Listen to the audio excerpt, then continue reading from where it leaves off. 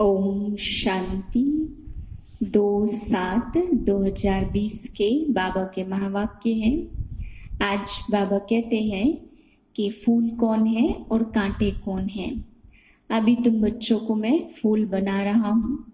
तो बाबा कहते आज की पुरानी दुनिया में जो मनुष्य लड़ते झगड़ते रहते हैं, अथाह मनुष्य हैं और आपस में लड़ाई ही करते रहते हैं, तो आज के मनुष्य हैं कांटे और देवताएं थे फूल।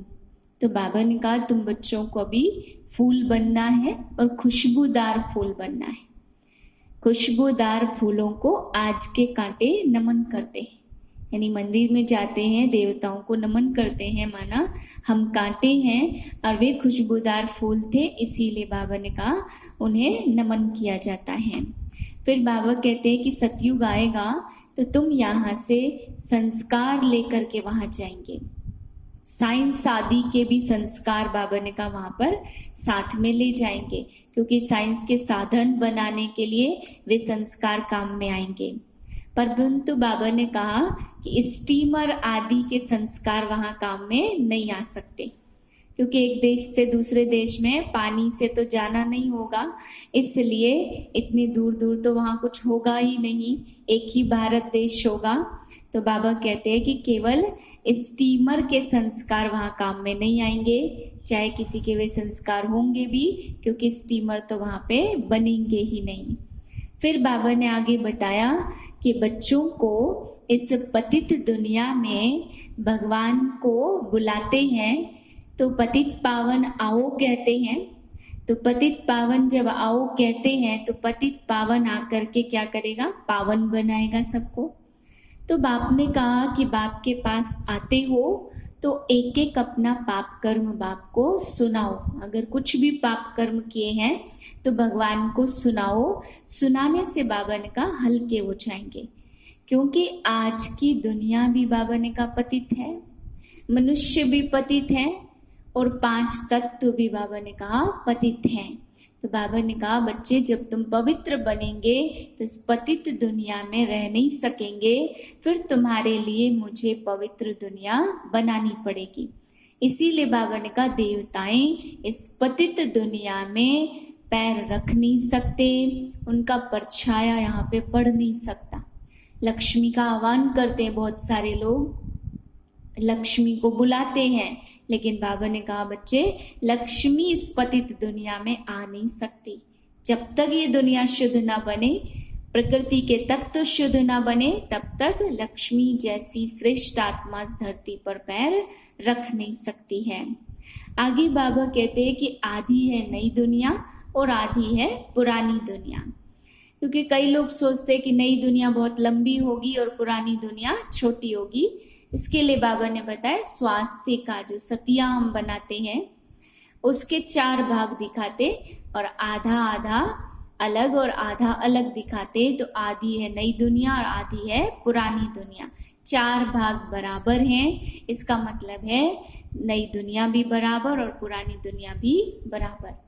आगे बाबा ये भी कहते हैं कि कर्म और अकर्म और विकर्म की गति में तुम बच्चों को समझाता। कर्म तो हम बच्चों को करने ही हैं, वे हैं कर्म। खाना पीना, चलना, व्यवहार करना, एक दूसरे से संपर्क में आना, ये सब चीजें कर्म नेचुरल जीवन जीने के लिए जो हमें करने ही हैं। लेकिन उसमें फिर अकर्म और विकर्म होते हैं। तो बाप बताते हैं अकर्म वे कर्म हैं जो हमारे पिछले अच्छे किए हुए कर्मों का फल अगर हम भोग रहे हैं तो वे हैं अकर्म, क्योंकि पिछला किया हुआ हम खा रहे हैं, तो उस कर्म का न कोई अच्छा फल बनता है न कोई बुरा फल बनता है, उसको कहते हैं अकर्म, क्योंकि पहले किया और अब खा रहे हैं।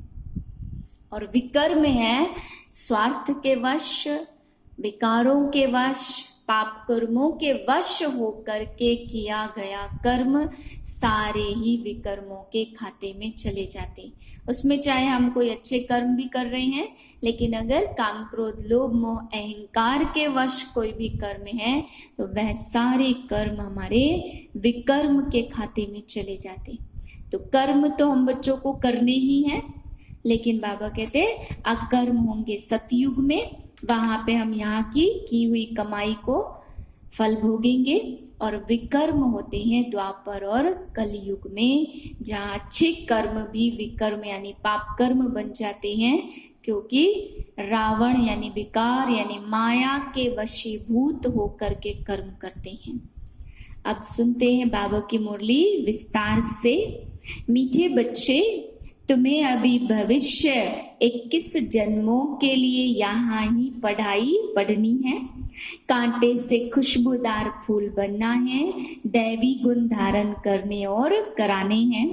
प्रश्न है, किन बच्चों की बुद्धि का ताला नंबरवार खुलता जाता है? उत्तर है, जो श्रीमत पर चलते रहते हैं, पतित पावन बाप की याद में रहते हैं, पढ़ाई पढ़ाने वाले के साथ जिनका योग है, उनकी बुद्धि का ताला खुलता जाता है। बाबा कहते, बच्चे अभ्यास करो, हम आत्मा भाई भाई हैं, हम बाप से सुनते हैं, आत्माभिमानी होकर सुनो और सुनाओ तो ताला खुलता जाएगा। ओम शांति। बाप बच्चों को समझाते, जब यहाँ बैठते हो तो ऐसे भी नहीं कि सिर्फ शिव बाबा की याद में रहना है, वह हो जाएगी सिर्फ शांति, फिर सुख भी तो चाहिए। तुमको शांति में रहना है और स्वदर्शन चक्रधारी बनकर राजाई को भी याद करना है। मतलब बाबा कह रहे, जब मुरली सुनते हैं तो ऐसे नहीं कि मुरली पे ध्यान ही नहीं है और केवल बाबा की याद में शांति में बैठे हैं। बाबा ने कहा नहीं, जीवन है तो शांति भी चाहिए, सुख भी चाहिए। तो मुरली सुनते समय बाप को भी याद करना है, लेकिन जो जो बाबा बोल रहे हैं उस हिसाब से हमें स्वदर्शन चक्रधारी भी बनना है, यानी एक एक बात का स्वरूप बन करके हमें मुरली सुननी है। तुम बच्चे जानते हो, नई दुनिया को स्वर्ग और पुरानी दुनिया को नरक कहा जाता। यह भी भारतवासी ही जानते, जो देवताएं सतयुग में राज्य करते थे, उन्हों के चित्र भी भारत में ही हैं। बाबा कहाँ बाहर भी जाते हैं तो जाकर वहां अपने मंदिर देखते हैं। कई लोग बाबा के मंदिर बनाते, हर एक धर्म वाले कहाँ भी जाते तो अपने चित्रों की ही पूजा करते हैं। जिन जिन गांवों पर विजय पाते वहां चर्च आदि जाकर बनाते हैं। हर एक धर्म के चित्र अपने अपने पूजा के लिए हैं। आगे तुम नहीं जानते थे कि तुम ही देवी देवता थे। क्रिश्चियन एक क्राइस्ट को पूजते हैं, यह भी नहीं समझते कि हम आदि सनातन देवता धर्म के हैं। हम भी अपने बड़ों को पूजते हैं, जैसे क्रिश्चियन क्राइस्ट को पूजते, ऐसे बाबा ने कहा हिंदू देवता धर्म वालों को पूजते। तो हमारे पूर्वज कौन हो गए? देवी देवताएं। यह ज्ञान अभी तुम बच्चों की बुद्धि में है, पहले तो कुछ भी नहीं जानते थे। बिगर समझे भक्ति मार्ग में चित्रों की पूजा करते रहते थे। अभी तुम जानते हो हम भक्ति मार्ग में नहीं हैं।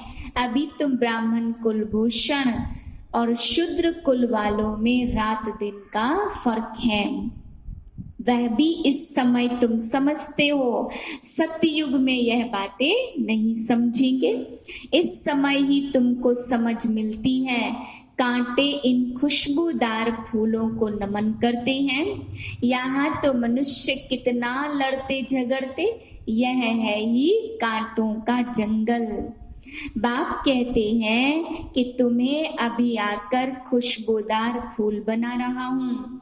बाप ने समझाया यह ड्रामा है, पहले बाइस्कोप आदि नहीं थे, अभी यह बने हैं। क्यों बने हैं? क्योंकि बाप को दृष्टांत देने में सहज हो। जैसे बाइस्कोप है, ड्रामा है, ऐसे ही बाबा ने कहा सृष्टि चक्र भी एक ड्रामा है। बुद्धि में यह सब साइंस के संस्कार वहां पर भी लेकर जाएंगे। यह साइंस भी तुम बच्चों को सीखनी है ना। दुनिया कोई एकदम खत्म नहीं हो जाती, संस्कार ले जाकर फिर जन्म लेते हैं। विमान आदि भी बनाते, जो जो काम की चीजें वहां के लायक हैं वह बनती हैं। स्टीमर बनाने वाले भी होते, परंतु स्टीमर तो वहां काम में नहीं आएंगे। भल कोई ज्ञान लेवे व ना लेवे, परंतु उनके संस्कार काम में नहीं आएंगे। वहां स्टीमर्स आदि की दरकार ही नहीं है। ड्रामा में है नहीं, हाँ विमानों की, बिजलियों आदि की दरकार पड़ेगी। यह इन्वेंशन निकालते रहते, वहां से बच्चे सीख कर आते हैं। यह सब बातें तुम बच्चों की बुद्धि में ही हैं। तुम जानते हो हम पढ़ते ही हैं नई दुनिया के लिए। बाबा हमको भविष्य किस जन्मों के लिए पढ़ाते। मनुष्य कहते भी हैं फलाना स्वर्गवासी हुआ, परंतु हम नरक में हैं यह नहीं समझते। धीरे धीरे बुद्धि का ताला खुलता है, एकदम सबकी बुद्धि का ताला नहीं खुल सकता। खुलेगा उसी का जो श्रीमत पर कदम कदम चलते रहते हैं। हम आत्मा है यह भी भूल जाते, क्योंकि यह बिल्कुल नई बात है। तुम दूसरे को जब पढ़ाते हो तो खुद को आत्मा समझकर पढ़ाते हो। मंजिल है ना, बुद्धि में यह याद रहना चाहिए मैं आत्मा अविनाशी हूँ, परंतु याद नहीं रह पाता। वहां शरीर भी तुमको पवित्र मिलेगा, वहां फिर तुम देवताई कुल में जन्म लेंगे। परमपिता परमात्मा ही सुनाते हैं, इसीलिए कहा जाता आत्मा परमात्मा अलग रहे बहुकाल। वहां तो मैं पढ़ाता नहीं हूँ, यहाँ आकर के पढ़ाता हूँ। और सभी आत्माओं को अपना अपना शरीर है। यह बाप तो है सुप्रीम आत्मा, उनको शरीर है नहीं, उनकी आत्मा का नाम ही है शिव। जानते हो यह शरीर हमारा नहीं है, मैं सुप्रीम आत्मा हूँ, मेरी महिमा अलग है। हर एक की महिमा अपनी अपनी है ना। गायन भी है ना, परमपिता परमात्मा ब्रह्मा द्वारा स्थापना करते। वह ज्ञान का सागर मनुष्य सृष्टि का बीज रूप है। वह सत्य है, चैतन्य है, आनंद सुख शांति का सागर है। यह है बाप की महिमा। बच्चे को बाप की प्रॉपर्टी का मालूम रहता है ना। संसार में कोई भी बच्चा हो तो बाप की प्रॉपर्टी का तो पता रहता है, लेकिन हम ऐसे बच्चे जो भगवान की प्रॉपर्टी का यानी उनके गुणों का महिमा का पता ही नहीं है, उसे भूल गए हैं। तो बाबा कहते हैं कि बच्चे को मालूम रहता हमारे बाप के पास यह कारखाना है, यह मिल है, तो नशा रहता है ना। बच्चा ही उस प्रॉपर्टी का मालिक बनता। यह प्रॉपर्टी तो एक बार मिलती। बाप के पास क्या प्रॉपर्टी है वह सुना, वो ज्ञान का सागर, सुख शांति का सागर, और उसकी प्रॉपर्टी हर जन्म के लिए है, थोड़े समय के लिए नहीं। तुम आत्माएं अमर हो, कभी मृत्यु को नहीं पाती हो, प्रेम के सागर का बनती हो। प्रेम में और ही घोटाला पड़ता है। यहाँ पर तो बाप आकर विकार बंद कराते तो कितना मार पड़ती है। यहाँ देखो कितना लड़ते झगड़ते रहते हैं। बाप को ही कहते हे पतित पावन आओ, तो बाप भी कहते बच्चे जो भी पाप कर्म किए हैं वह आकर मुझे सुनाओ, तब तुम हल्के होंगे। यहाँ दुनिया भी पतित, मनुष्य भी पतित और 5 तत्व भी पतित हैं। लक्ष्मी का आह्वान करते, परंतु वह यहाँ थोड़े आ सकती। यह 5 तत्व भी बदलने चाहिए। 5000 वर्ष का यह कल्प है, तो फिर सिर्फ कलयुग 40,000 वर्ष का कैसे हो सकता। टोटल टाइम ही बाबा बता रहे 5000 वर्ष, तो बाबा ने कहा 40,000 वर्ष कैसे हो सकता। सीढ़ी में क्लियर दिखाया हुआ है, नई दुनिया और पुरानी दुनिया आधा आधा है।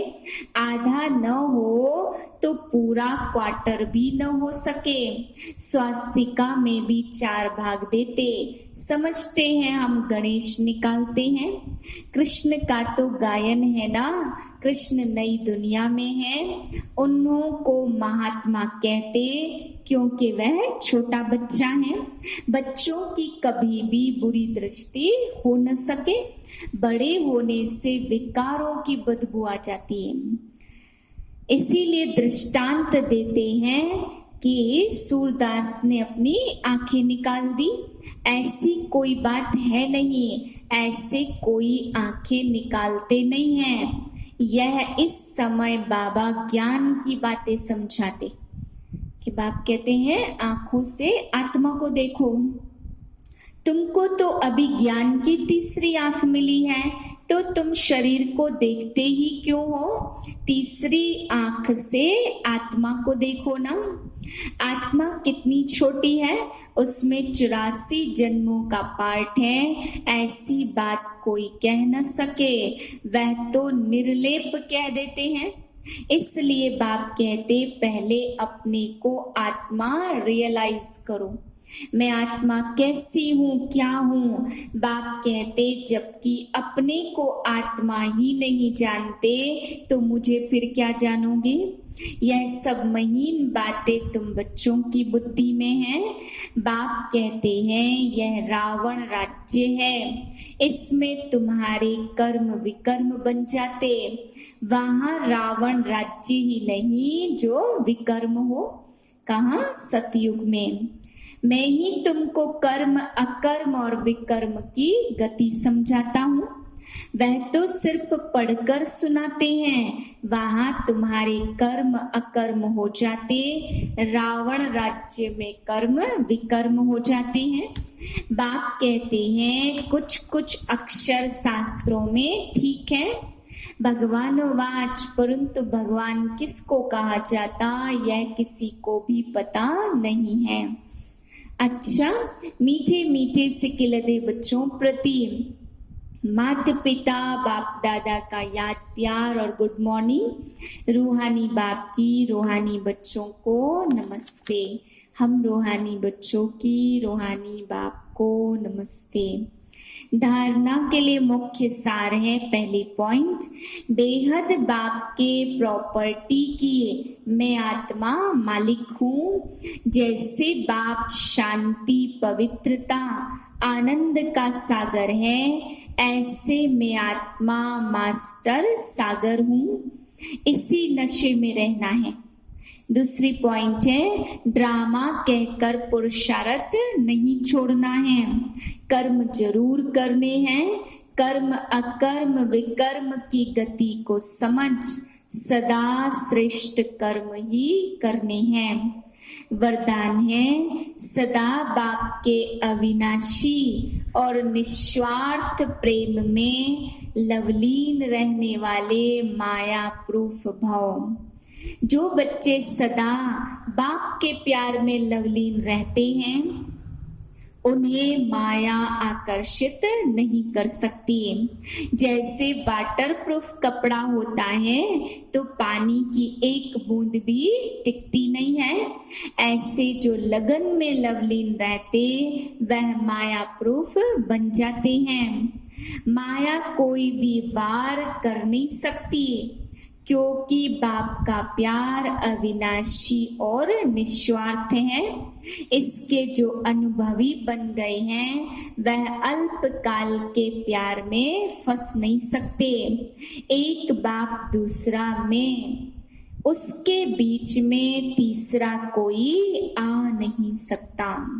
बाबा कहते जिनको बाप से प्रेम में लवलीन अवस्था है तो उस आत्मा को कभी भी और किसी के प्यार में वो फंस नहीं सकती। स्लोगन है, न्यारे प्यारे होकर कर्म करने वाला ही सेकंड में फुल स्टॉप लगा सकता है। कर्म किया और उसके बाद न्यारे बन गए तो वही बाबा ने कहा सेकंड में फुल स्टॉप लगा सकता है। ओम शांति।